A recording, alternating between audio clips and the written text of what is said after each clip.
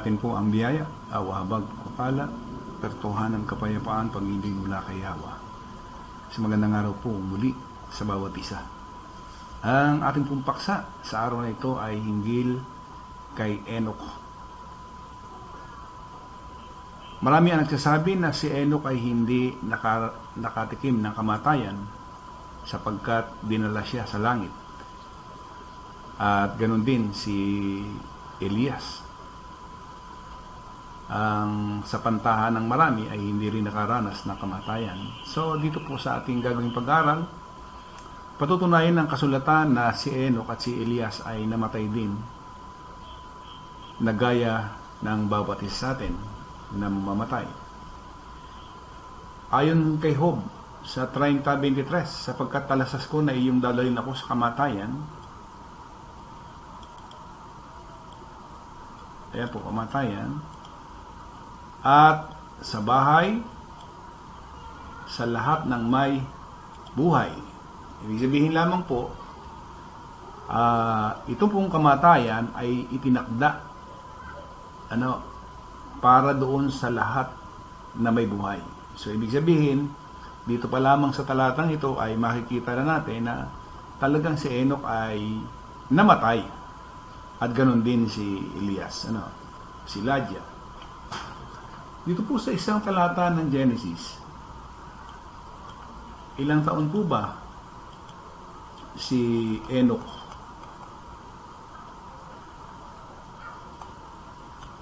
523. At ang lahat ng naging araw na ENOCH ay 365 taon, 365. Kumbaga, yun po yung naging araw ni ENOCH. Hindi na siya umabot ng 366. 365.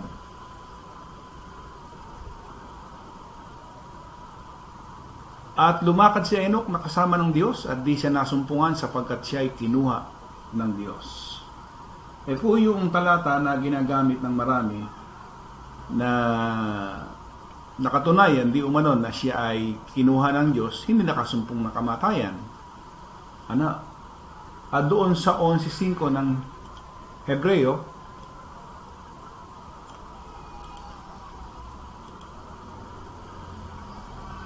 sa pananampalataya si ENOCH ay inilipat upang huwag niyang makita ang kamatayan at hindi siya nasumpungan. Sapagkat siya ay inilipat ng Diyos, sapagkat bago siya inilipat ay pinatotohanan sa kanyang siya ay naging kalugod-lugod sa Diyos. Ito yung mga sitas na ginagamit ng napakarami. Ang nakalagay ho dito sa ABP ay transposed.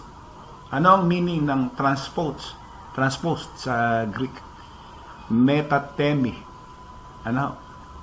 To transfer. That is literally transport. By implication, exchange, change sides or figuratively pervert, carry over, change, remove, translate, turn. So, transfer. At doon sa isang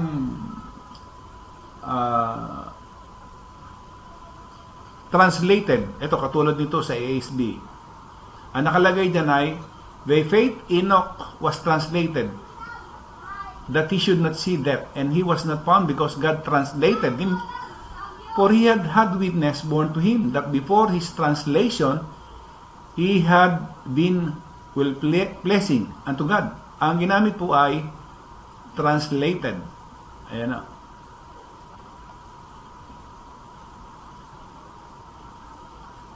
Ayun, translated. Sa Darby, translated din. DRB, translated din ang ginamit. Translation naman dito sa ENTB.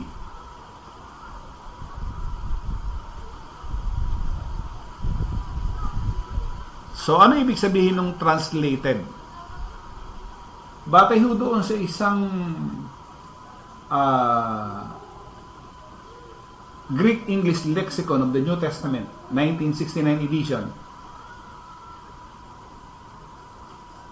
Ang nakalagay ho dyan ay is to convey to another place. Transfer. Ibig sabihin, dinala lamang siya sa isang lugar. Hindi napunta siya sa langit. Ano? Yun. So, para maintindihan natin na si Enoch ay dinala lamang sa isang lugar, hindi ibig sabihin na siya ay nakarating sa langit. Kasi talagang siya ay namatay din, gaya natin na mamamatay. Halimbawa, katulad doon sa Gawa 7. 16.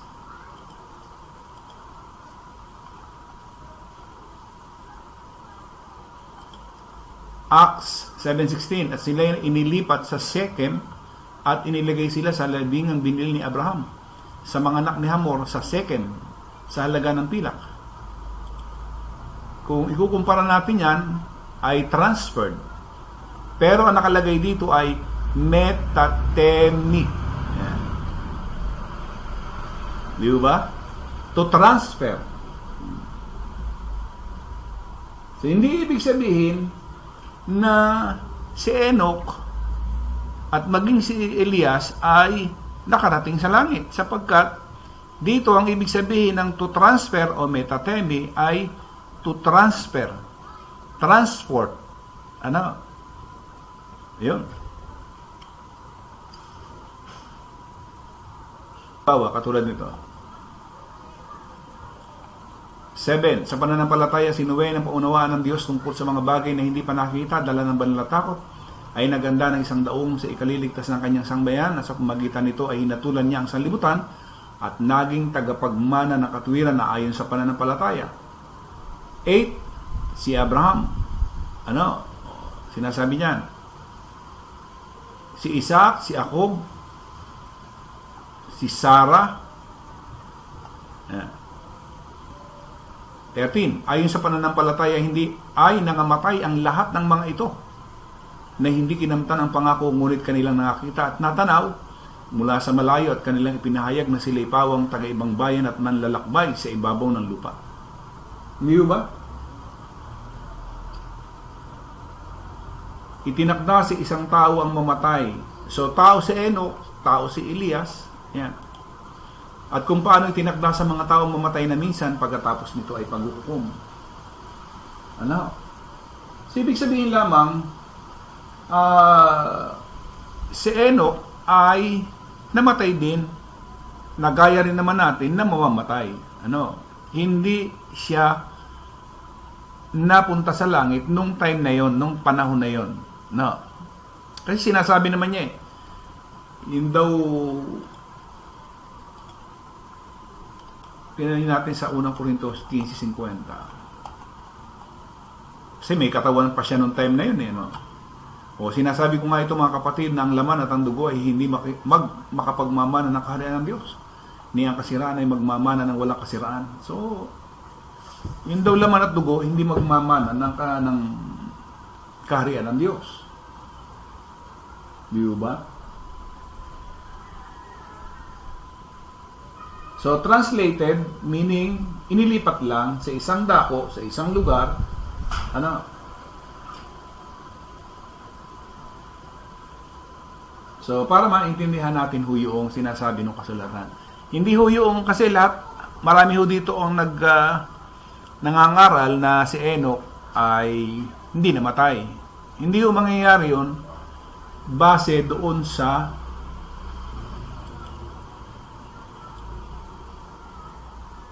ating sapagkat talastas ko na iyong dadalhin ako sa kamatayan at sa wahay na takda sa lahat ng na may buhay.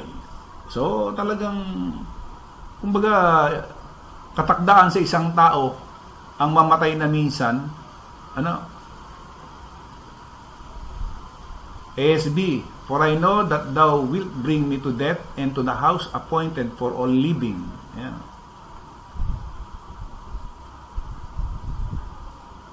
BBE, for I am certain that you will send me back to death and to the meeting place ordered for all living.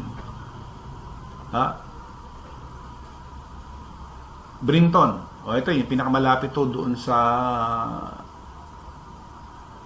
sa Hebrew. For I know that death will destroy me, for the earth is the house appointed for every mortal. Kasi kung hindi ho namatay si Enoch, immortal siya. Wala naman ng taong gano'n na immortal. Mortal. Ayan na.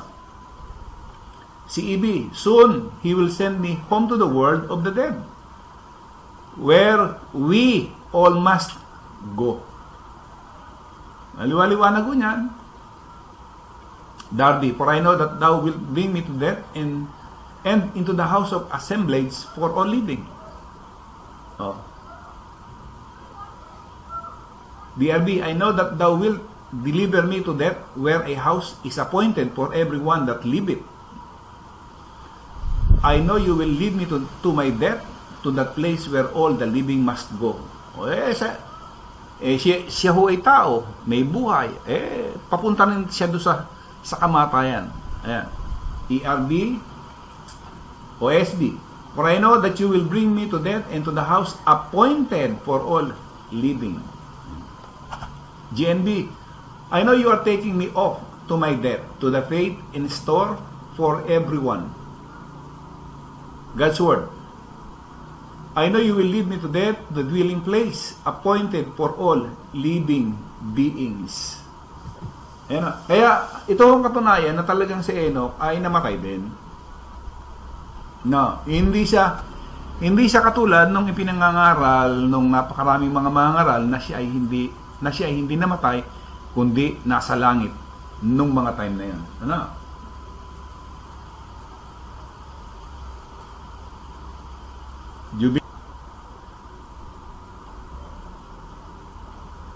The scripture 2009, for I have known that you bring me to death and to the house of appointment for all living. Ayan.